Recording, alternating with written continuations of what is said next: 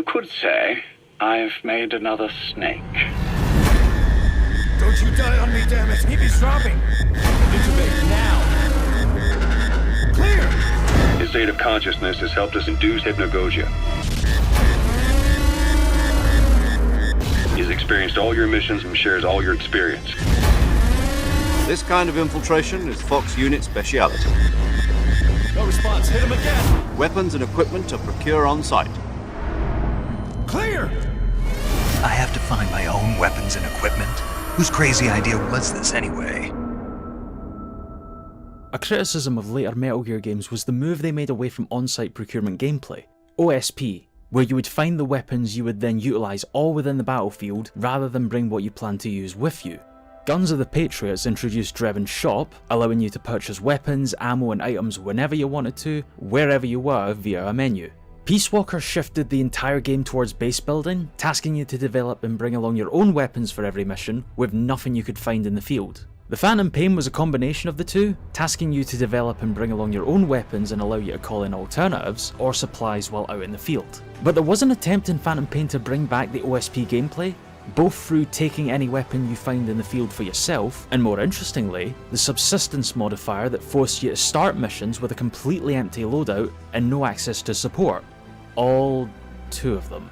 Well, for an early 10th anniversary celebration of Metal Gear Solid 5 and on the cusp of Delta's release, let's bring it all full circle. This is the Metal Gear Solid 5 Subsistence Challenge. Recreating the Subsistence modifier gameplay is easy. Step 1, play with the same restrictions. Reflex Mode off, play as Snake in standard olive drab fatigues, no bandana, no buddies, no vehicles, no resupplies, no support chopper, no fire support, deploy ASP. Step 2, strip your loadout of everything, although when it comes to your hip and secondary weapons, this will depend on what platform you're playing on. On PC, there are many mods you can use to have an empty loadout. On PlayStation, you'll unfortunately have to stick with honor rules. My advice? Deploy with the grenade launcher and the water pistol, since you won't find either of these in the field, and the ammo for them won't do you any good for the weapons that you do find. Just make sure to keep the Bionic arm equipped until you do, so it will save you performing any unearned holdups. On Xbox, like me, and just like I did for this video, you can absolutely make an empty loadout. All you need are 2 DLC weapons, specifically the Golden Sawn-Off Shotgun and any of the pistols. Deploy with these as your hip and secondary weapons, shut down the game, go to your hard drive and delete those DLC weapons. Boot the game back up and those weapon slots will default to none. Get yourself another checkpoint, then you'll have an empty loadout, and you can go back and download those weapons so you can still use them in another loadout slot. There were a few extra decisions I made just for the fun of it. I stripped P-Quad down so he was grade 1, no armour and no weapons. And as for what you have to bring with your loadout, I chose to keep it to a minimum of 12 Fulton Balloons. It's as minimal as I can make things, keeping in the spirit of the Fox Unit's standard operating procedure, as we enter into Afghanistan for our first mission. Now go! Let the legend come back to life.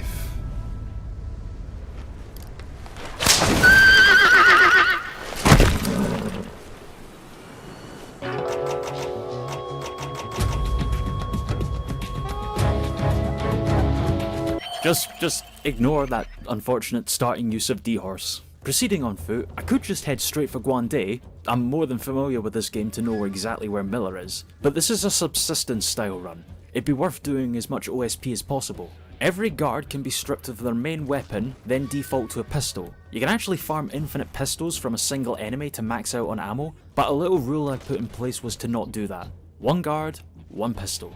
Having secured the first outpost for a pistol and assault rifle, there was plenty of weapons to pick up at Devilo-Calais. SMGs, riot shields, even a machine gun. Tooled up for any kind of firefight I might have got involved in, I took the Grand Theft Auto route of stealing their truck to make the trip to Guandé. Nasz Gruzavik Tovarish.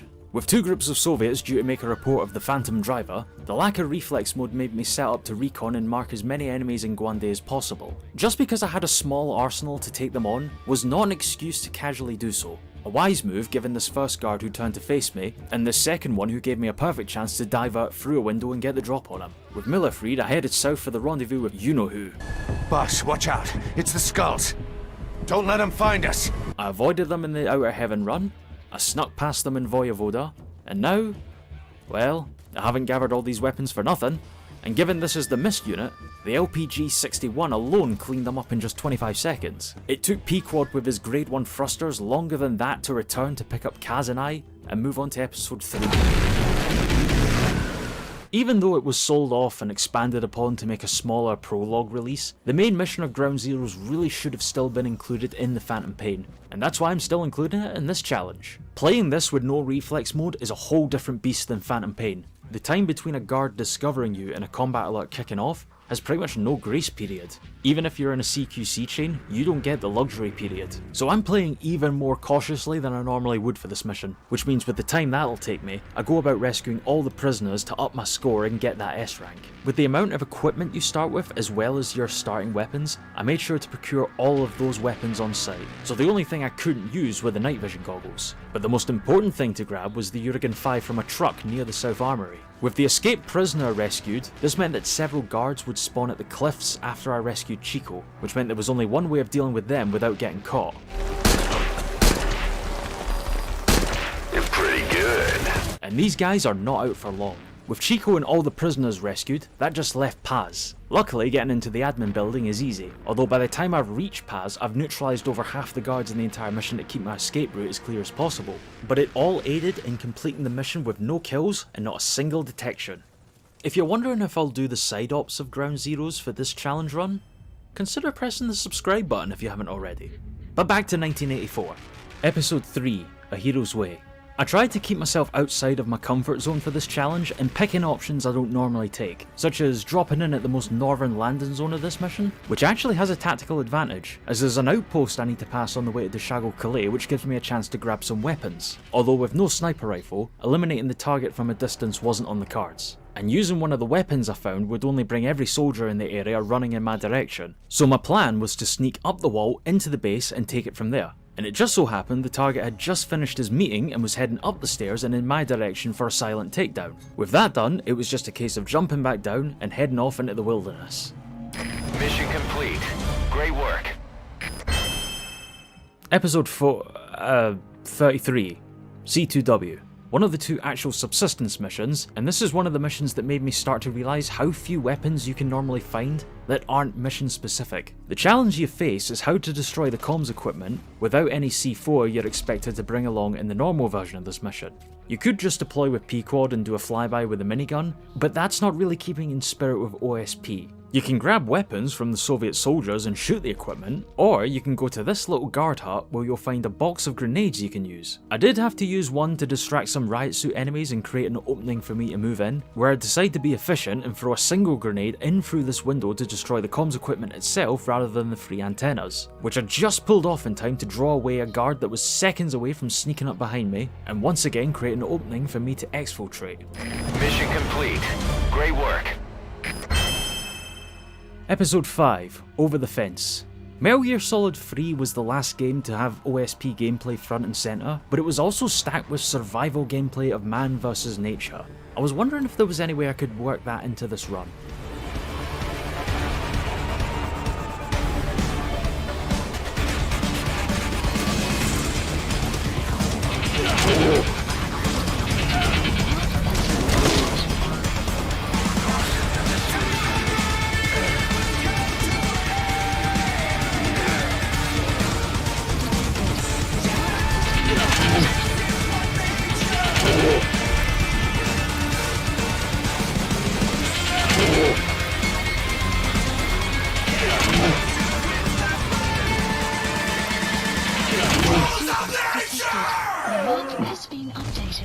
Right, with that out of my system, sneaking into the Waxen barracks didn't even result in me stealing any weapons. Just one CQC throw of the guard looking after the scientist, and rather than use the Fultons, I decided to take him all the way back to the chopper on foot. Mission complete, and how? They're gonna tell stories about this one, boss. Episode 6, Where Do the Bees Sleep? The choice of landing zone for this mission is overshadowed by the fact I have to either outrun or fight the skulls at the end. And what would be the point of this challenge if I didn't load up on as much weaponry as I could find on the way to Dismassé Le Mans? Having learned my lesson from Voyevoda, that kills only deduct points in Ground Zeroes and not the Phantom Pain, this opened me up to much more aggressive plays, such as grabbing a sniper rifle and scoring a 2-for-1 to keep the prisoner from being driven away. Although I've got to give the Soviets credit, their mortar fire was on point. Not that it could save the riot suit guy using it from me making a push and taking him down with CQC, then utilising the mortar launcher for myself.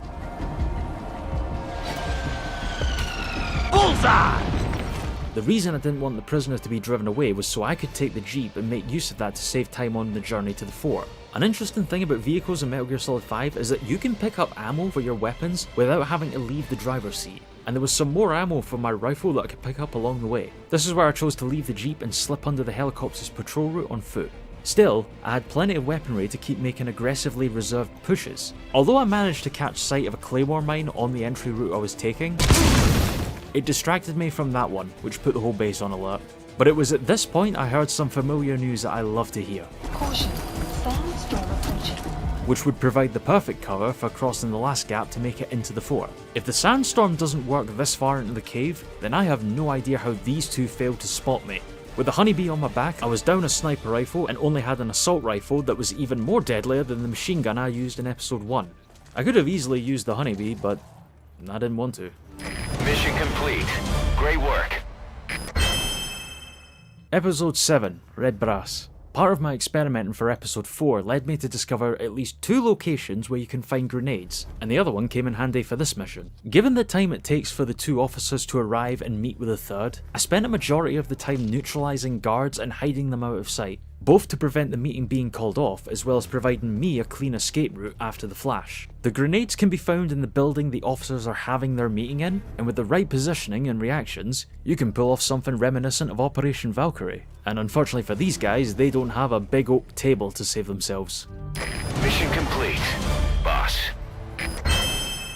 Episode 8, or rather 49, Occupation Forces. The other one of the 2 subsistence missions that Phantom Pain actually has. And in pushing myself out of my comfort zone and picking the less preferable landing zones, I rediscovered one of the little details or tricks this mission has that I completely forgot about for almost the last decade. If you head for the western end of the mission area, Miller will eventually call in and warn you that you're heading in the wrong direction of where you'll find the deployment plans. But in doing this, you trigger the convoy you're out to destroy to spawn in anyway. And when deploying at the western landing zone, you have to get past an outpost that's armed with mortars and turrets, perfect for taking out a pair of tanks and a truck. There was only 4 guards at this outpost, a simple case of distracting one over to steal his rifle and using it to finish off the other 3. I made sure to stay as on top of the convoy trigger as possible in order to mark all 3, then head back to the outpost with just enough time to get on the mortar, line up my shots, and start raining hellfire down on them. Best of all was firing shots over the cliffs and mountains and accurately striking the targets. Always leave one survivor. You need someone to tell the story of what happened. Mission complete, boss. Episode 9, Back Up, Back Down. This was the one I was worried about, and yet, this is probably the mission with the most weaponry to find that was manually placed by the mission designers. We all know about the truck that spawns with the CGM launcher, but how many of you were aware that several of the outposts in this mission actually have mines, including the electromagnetic variety? Although they don't offer you many, I did pull off a far more interesting take on the bottleneck strategy. One that only involved Fultoning a single vehicle, the one that waits at Yahoo Obu outpost as soon as I deployed. Go to hell! Then getting out of there and capturing the outpost at the most northern part of the mission area. There's machine guns there that were all that was needed to take out the targets as soon as they crept over the horizon. As for the prisoner transport and the weapons supply truck that come in from the north, a few dead bodies served as good distractions to make them stop on the spot. The final 2 targets were taken out by sprinting south and using the CGM on them. This meant I could take the mission into phase 2 and take out the last 4 vehicles for the complete set of all 11. I still had 4 shots in the CGM left to deal with the first tank that spawns from the north as well as the chopper, and more rocket ammo can be found in the truck that's sitting outside Yahoo Obu, which I also stole to cover the distance to reach the other tanks. The southern one first, back round to Wax Sind, and coasting past an outpost to make my escape. Mission complete, boss.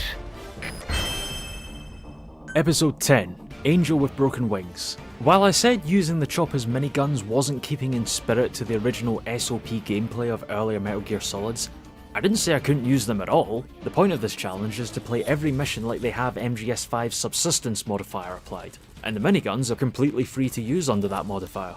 Plus, given my extra stipulation of giving Pequod no armour versus how well armed Lamar Hatte Palace is in this mission, rescuing Malak in a smash and grab fashion was going to be awesome. After admittedly a number of total restarts of this mission, I was able to wipe out all but one final soldier that would result in the outpost being captured. I wasn't having much luck landing any shots at this range, so I decided to disembark and move in with whatever weapons I found first. Annoyingly, since I called Pequod to stay at the LZ, he entered attack mode and wiped out the last enemy for himself before I had the chance. The good news is that this didn't count as me calling in the support chopper, meaning the S rank remained intact. Mission complete, boss. Episode 11, Cloaked in Silence. In the Outer Heaven challenge, it was a duel of signature weapons. In Voyevoda, I wasn't allowed to use the Mosin Nagant. Here, all I've got are my boots.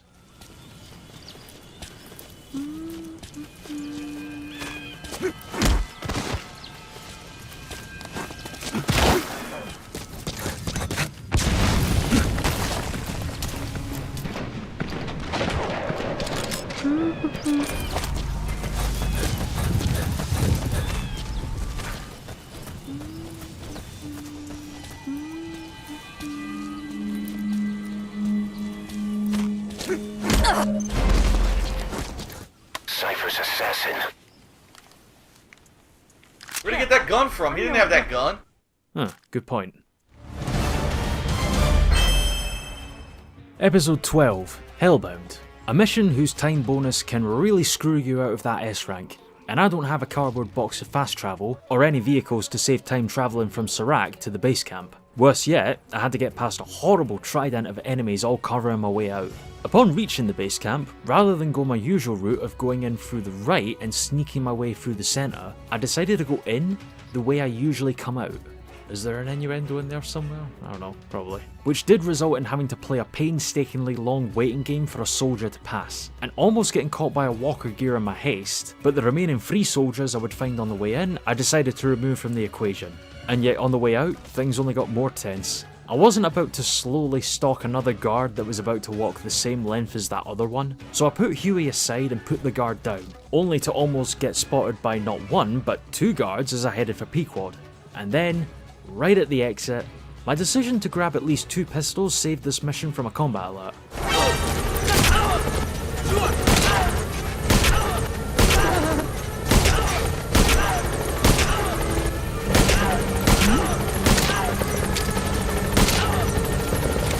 Once Sahelanthropus enters the mix, the mission's essentially done at this point. Run away, hide behind a rock, board Pequod and engage in some on-rail spectacle. Mission complete, and how? They're gonna tell stories about this one, boss. Episode 13, Pitch Dark. Touching down in Africa, and the environment is starting to fit the theme of this challenge, for all of 20 seconds. At Massa Village I was able to grab a shotgun as well as a riot shield, before making use of the jeep that you'll always find parked at the north end of the village to reach the oil refinery. As always, I go for shutting down the oil pump first, which in this challenge was a fun case of sticking to lots of cover, moving in bursts and waiting for guards to move along. When it comes to blowing up the oil tank, I know what you're thinking. There's no C4 in this mission, and any rocket launchers would have to be stolen from guards if they had them as a reaction to your playstyle. Thankfully, there's an alternative. Allowing these walker gears to blockade the roads out of the refinery actually works to my benefit this time. It's transport I can steal and use to get out of the hot zone faster than it would take Pequod to arrive with those grade 1 thrusters. Mission complete. Great work. Episode 14, Lingua. Fuck yourself. Episode 15, Footprints of Phantoms. Another sabotage mission with no explosives on hand, but luckily the same idea as Pitch Dark is an option, but nowhere near as painful for Venom. Given the nature of Ditadi, this is more a case of quietly getting control of the top of the hill where all the walker gears are stored, moving them around this explosive barrel. It lets me fire a single shot to set the barrel off, which is all it takes to destroy all 4 of the walkers, so I could make a break with the prisoner who would have been killed in that blast. Amazing. Mission complete. That right there is why you're the best, boss. The one and only. Now here's a cool one for Subsistence. Episode 16, Traitors Caravan. I start by heading for the outpost you're expected to find the escort, very briefly just to grab a weapon. This lets me fire a distraction at an escort jeep you can find leaving the east side of the airport. With them busy looking for a sniper, I circle around, knock them all out and steal their rocket launchers and their jeep. I drive around to the west side of the airport, which lets me set up a blockade with the jeep, and I can get the ambush on the convoy from up high. Only, the trigger to spawn the skulls was a little larger than I was expecting. Even with an assault rifle, submachine gun and rocket launcher at my disposal, I had 2 more weapons I could make use of. The armoured vehicles from Zero Risk Security, which as I climbed into the tank got me spotted immediately. It didn't start off amazingly, but I quickly learned on the fly the skulls have a group behaviour on this mission if you're driving a vehicle. Drive in a straight line for a few seconds and they'll all sprint ahead to form a blockade. Not good if you're trying to make a getaway with the truck, perfect opportunity if you hit the brakes while driving a tank. Sadly, this is where they took out the tank and the fight moved to on foot for a while, with a dangerous lack of cover that forced me to desperately pick a lock to get into the airport to take cover and heal up. All I had left was the other APC to try and take out these last 2 skulls, or be faced with driving the truck out without them destroying it. You've no doubt noticed I'm actively trying to avoid using the Fulton as much as possible in this challenge. Thankfully, I was able to repeat their blockade behaviour and finish them off. Amazing. Mission complete. That right there is why you're the best, boss. The one and only. Episode 17, Rescue the Intel Agents, was another mission where I wanted to put Pequod up to the test of assaulting an enemy base in his default state. This did take quite a few tries to even get to touchdown, let alone Pequod being able to get out of there. Unfortunately, it wasn't as good of a distraction as it could have been. The plan was to get out of there and circle around across the savannah as fast as possible anyway. I just had to move a little faster than I anticipated. The intel agent in the jungle was a less disastrous version of the same tactic. A straight shot into the area, only having to take out one nearby riot suit reinforcement to clear my escape route. Mission complete. Great work. The big one now, episode 18, Blood Runs Deep. I decided going in, given the minimal amount of Fulton usage for this challenge run, this would finally be a run where I escorted the kids to the chopper. Heading for Bampeve Plantation first, this gave me a chance to grab some directional mines that would come in handy for later. I had to draw over more guards than I was expecting before finally getting my hands on the target and cutting him out of the equation. Grabbing even more mines on my way to Kungenga, I finally remembered, oh yeah, I can knock to draw enemies over. I even went so far as to secure the entrance to the mine where the kids are held. Then I went about minimising the amount of guards I'd be facing once I freed them. I wasn't exactly sure how the script handles the enemy discovering the kids are missing. It's probably just a timer, but I set up a claymore at the door leading to their cage anyway, in the hopes it would take out a hypothetical guard that discovers they're missing, and buy me time. And it was at this point in the run I remembered why I like to Fulton these kids. They are a nightmare. I can play tactical and secure our path out, but not when they start running for it themselves with no command from me while my back is turned. They even ran right into the view of enemies I was contemplating how to deal with. I know there's waves of guards that spawn pursuing us at this little bridge, so I set up a few claymores there, then thin out the enemy ahead from long range, which cleared the way to let me sprint to the other end of the area, where I heard the claymores behind us doing their job. Unfortunately, the enemy ahead did a good job of camouflaging themselves, and this is when the kids decided to completely invert their behaviour, which I was banking on them continuing to do, which only got them pincered by enemies. Never had I been more thankful to have Pequod on hand to do an attack run. Mission complete, boss. Episode 19, On the Trail. I know where this meeting takes place, so I could just head straight there. The question was, how was I going to handle this? I was hoping to do something similar to a previous run that led to a massive CQC chain, but I didn't have any means of diverting everyone's attention in one direction. What I did do was raise their suspicion, resulting in 2 guards coming over to investigate. That I miraculously slivered my way around a small rock, giving me the chance to knock them out, take one of their machine guns and let loose. The target was my first priority, but the warmonger in me took over and said I should leave no witnesses. After all, they were waiting for a subordinate to arrive. They'll be found. The question they'll be left with is, what the hell happened here? Mission complete, boss.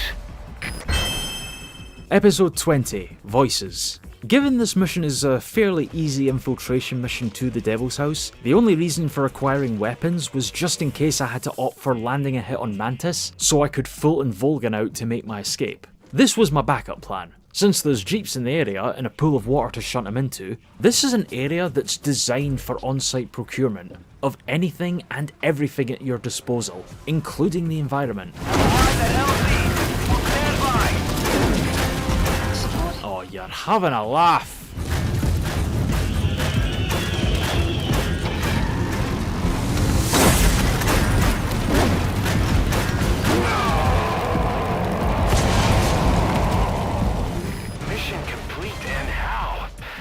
Tell stories about this one, boss.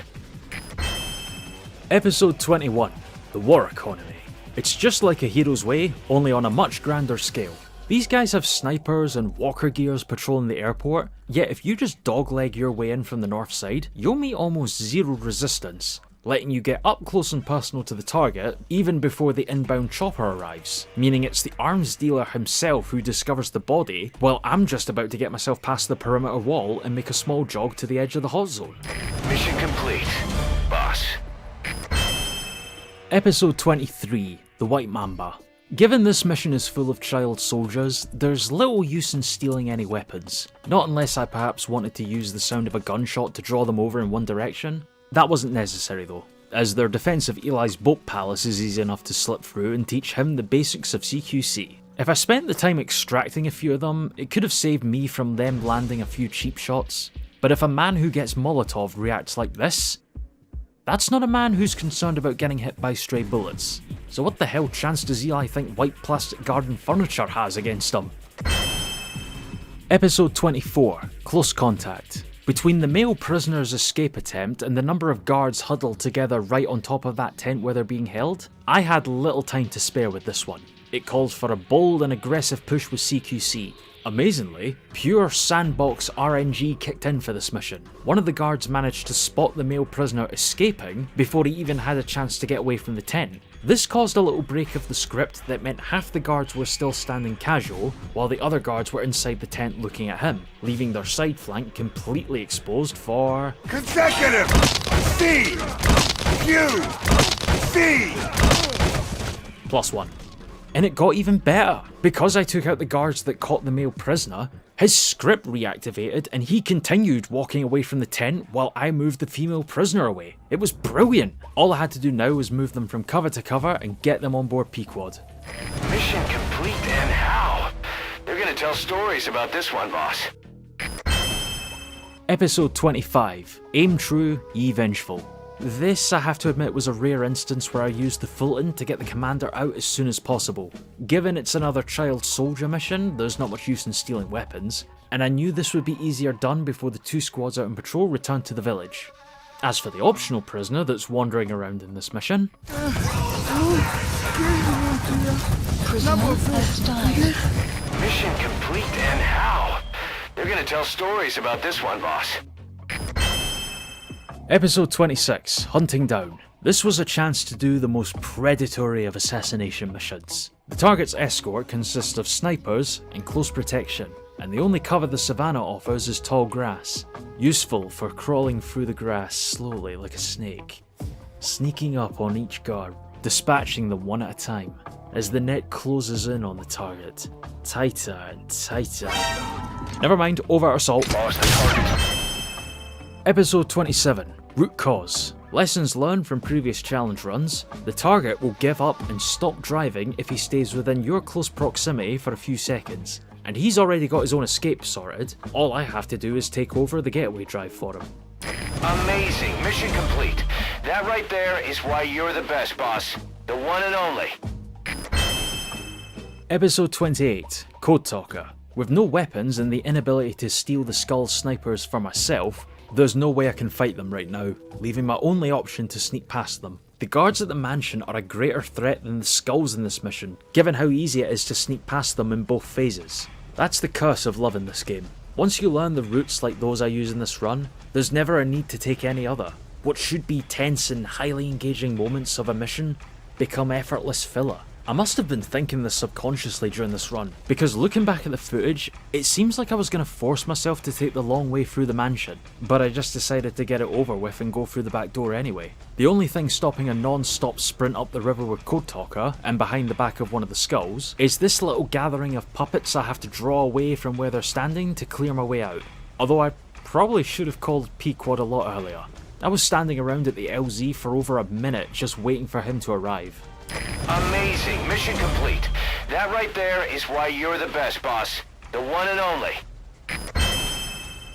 As for episode 29 Metallic Archaea, this is the one mission I was not at all worried about for this challenge, given how powerful a strategy it is to just run to the main building and use the gun placements there to take out the skulls in seconds. Although they were on the ball for instantly destroying them this round. I did have to use all 3 of them in a bit of CQC to get the job done, but it was done faster than the opening cutscenes for this mission last.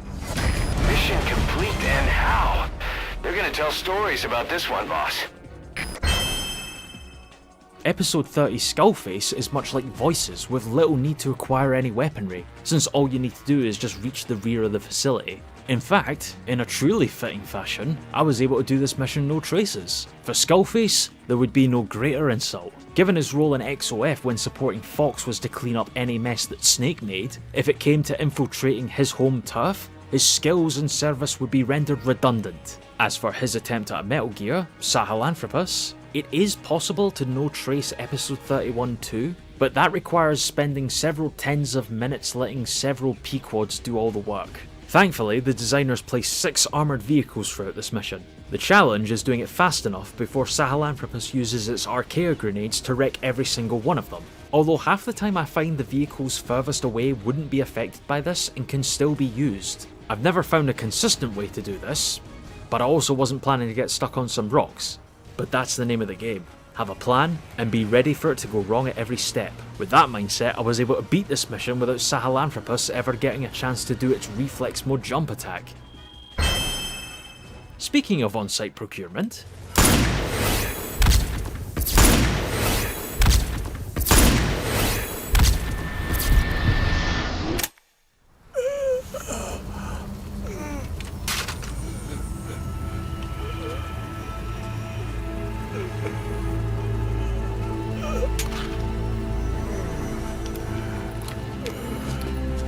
moving into chapter 2, any mess Skullface made, we are here to clear up.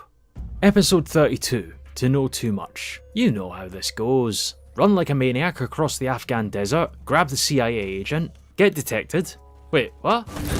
Then run like a maniac out of the hot zone before the walker gears do any serious damage. Amazing. Mission complete. That right there is why you're the best, boss. The one and only. Episode 35, Cursed Legacy. You know how this goes. Secure the first cargo container by neutralizing all the guards, head over to the other one, get detected. Wait, what? Go Rambo on the nearby enemies to open a window to extract the first target, run back, realise the horrifying mistake that all those enemies you held up are now on full alert, fight like hell and take the second container before they realise what's going on, then get to the chopper. Mission complete, and how? They're gonna tell stories about this one, boss. Episode 38, Extraordinary. You know how this goes. Land and immediately tell P-Quad to stand by, take a look at the corrupted photo and use my decade of knowledge of playing this game to know where the foam canister will be, sneak in and grab it, get detected, but take him down before he raises a combat alert, then exfiltrate. Mission complete. Great work. What, you thought I was going to be fleeing combat zones 3 missions in a row? Well, wait until you see the all-out war zone I turned Nova Braga into in episode 41, Proxy War Without End.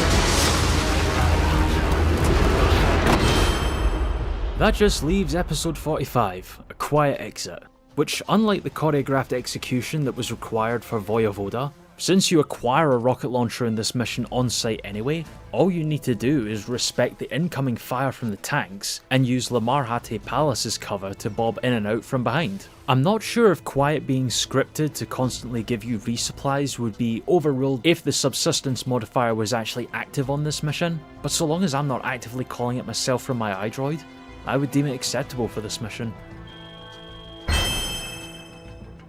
And that's it for the Subsistence Challenge. It's a shame it was only ever prefabricated into 2 missions as filler to make up for the lack of structure in Chapter 2, but at least it's easy to self-impose those same restrictions, even without mods. Still, there is one thing I could have done to up the challenge. Go beyond and make it extreme. Extreme. And I did. So, subscribe if you want to see that in the near future. Hopefully. One last little thing.